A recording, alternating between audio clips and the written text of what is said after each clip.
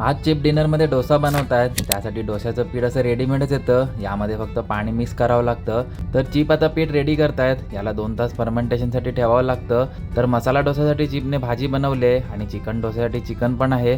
त्यासोबत नारळाची चटणी पण आहे आणि सांबार पण आहे. तर पीठ आता चांगलं फर्मेंट झालंय. चिप आता डोसा बनवायला सुरुवात करतायत.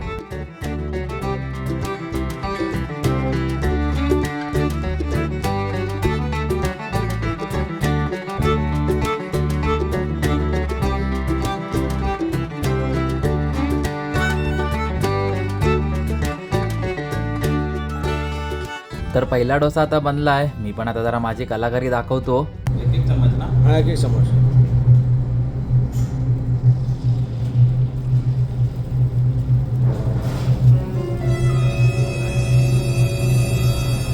चलेगा।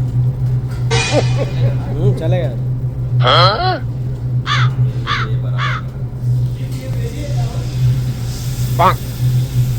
गलत घुमा रहा है। इसका पीछे घुमाने का बस तो जल्दी हो जाता है। वैसे जल्दी जल्दी घुमाने का। हाँ ये सही है। थोडंच try करू. तर माझा 3 मधला एक पण डोसा नीट बनला नाही. चिपने आता त्याला अंड लावून कव्हर केलंय. असो, मी आता डोसा खाऊन घेतो. नंतर मग सगळेजण एकदाच येतील.